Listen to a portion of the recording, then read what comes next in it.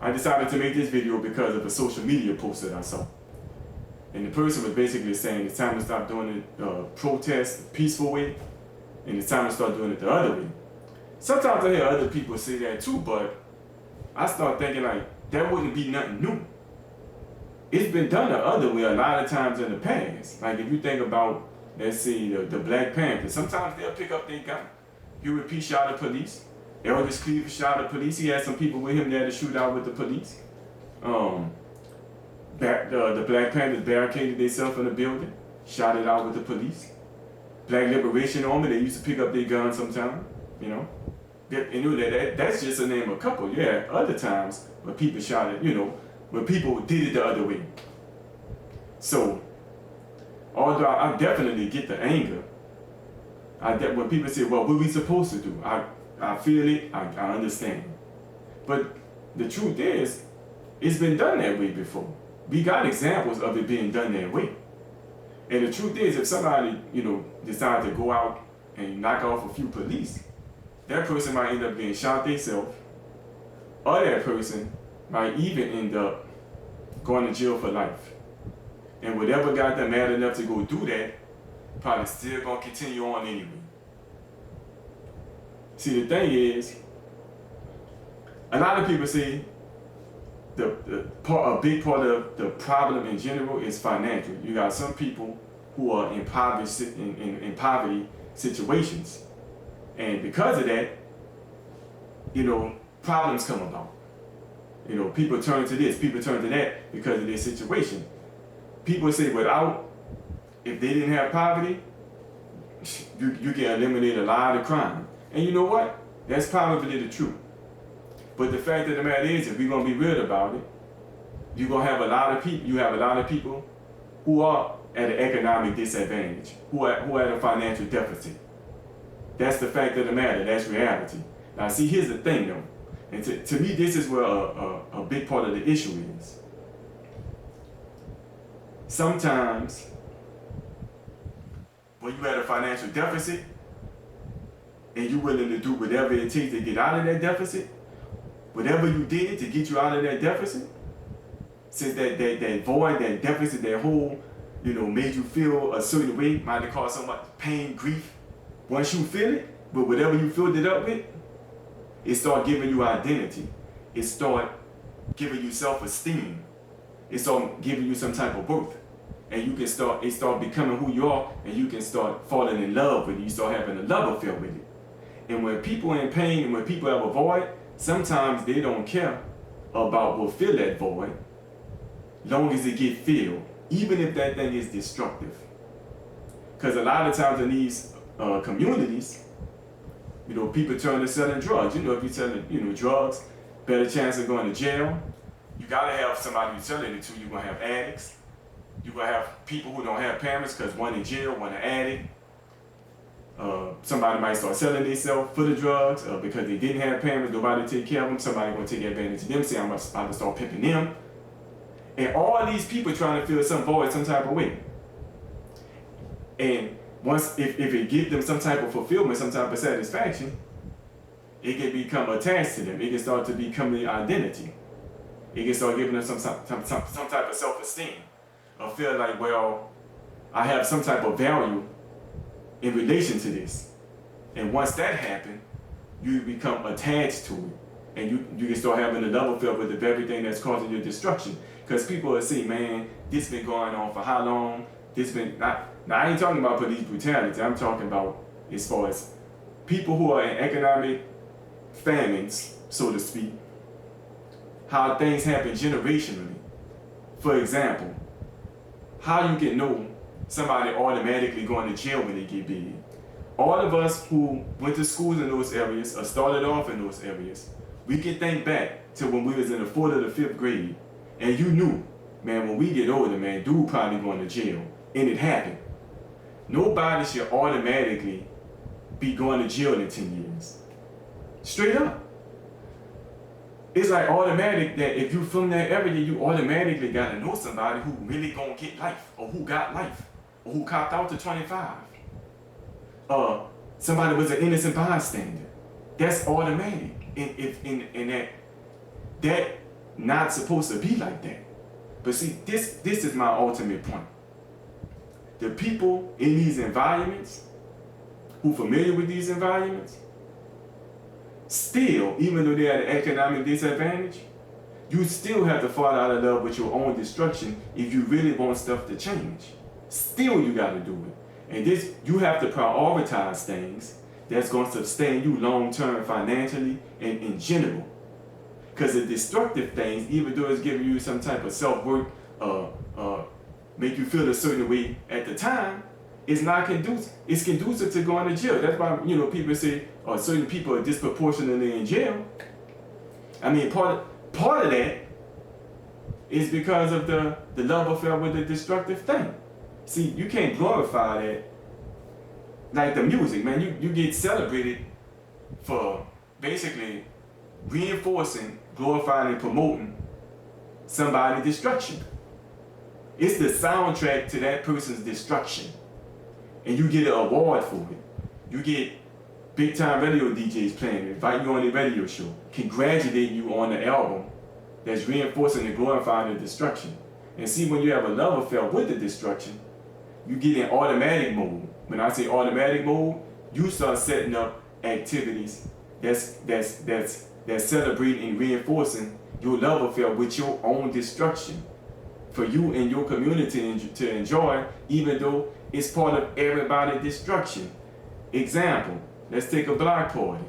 See, it got so normal. Let's talk about, what a block party about.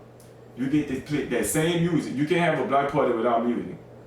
You can't have the club thing. You can't have a club without music. You can't have a battle rap league. They rapping. That's a form of music. Even though the beat ain't playing, they rapping. Let's talk about a block party. You got the same music reinforcing the negative, destructive stuff. And you get to see all the negative, destructive stuff get played out. You get to see maybe somebody have a fight. Somebody might start shooting. Somebody getting high. Somebody twerking and putting themselves out there in a sexual way. Like I said, these things, the battle rap league, what they gonna promote, what they gonna talk about, what they gonna reinforce, what they gonna say they do in these raps, what they keep it cool and acceptable, what they trying to get a record deal to promote and push and glorify. This what I'm saying. These things got created by the people who's part of that community, who part of that culture. See, the love affair that got so strong, it's part of them now. So now they set up activities that's reinforcing the love affair with your own destruction. That's deep. Ain't no way nobody should automatically know when somebody 9, he get to automatically go to jail in 10 years. Somebody watching this right now got a niece, a nephew, a son, a daughter, a grandson, who somebody looking at saying, oh man, wait till you about 18. Like you shouldn't automatically know multiple people who didn't make it past the age of high school age. That shouldn't be automatic. Some people don't know people like that. Some people don't know nobody with life. Some people don't have brothers, cousins, and friends who be in and out. It's us who come from those certain communities who know that, who live that. We can't be the ones to keep reinforcing it and have a love affair with it. You have to make a decision. You have to make that. That's why you have to live. You can't afford not to live with intent and purpose. You have to live with intent and purpose on purpose. You can't just go along with the flow of your environment. Some people can do that. Some people, if they just don't think and just go along with the flow of where they come from, they'll stumble into generational wealth. They'll stumble into a business after college. Because the environment, where they come with, that's what it's conducive to. But some people can't do that. Some people have to start thinking intentionally and on purpose as early as possible. And sometimes the environment that you live in is not conducive to doing that. You're not seeing major things happen, you're not seeing big things happen, which means you got to be even more intentional. Because if you just start living and you're in that environment, you can get caught up in something, or you can end up co-signing something that's still destructive.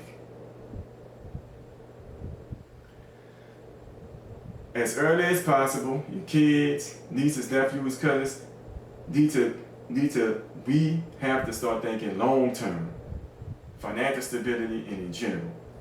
Surround yourself with stuff, find out about stuff, research stuff, listen to stuff, get your people in environments as often as they can to learn about these things that sustain them long term. So when they're in a position to do so, they can say, okay, I already know about this. I'm familiar with that. I learned about this. Okay, I'm gonna take this route, I'm gonna take that route. But if somebody in jail, by the time he's 12, somebody an addict, somebody a prostitute, somebody not at home, somebody doing this, somebody doing that, somebody getting stuff reinforced to them by the things set up by the people in their community to reinforce their own destruction, it ain't gonna change. It's gonna be hard for it to change. And somebody gonna be sitting in class with another 4th grader knowing that they gonna go to jail by the time they're 19. Somebody might get life. Real life, like somebody got life. That's not, I don't care, that should never be an automatic for somebody. You automatically know somebody who got life. That's life. Hey, this stuff ain't gonna change until individuals make a decision to start prioritizing things that's conducive to long-term stability and put that in the place of the stuff that's destructive and that's not conducive to long-term stability. Or that's just conducive to destructive behavior, or destructive stuff, or destructive mindset in general. And here's another big thing about this. Popularity, celebrities, they're a big part of it because they have a bunch of influence. And what they do is influential to a bunch of people. It's reinforced, whatever they're saying is reinforcing things in the people.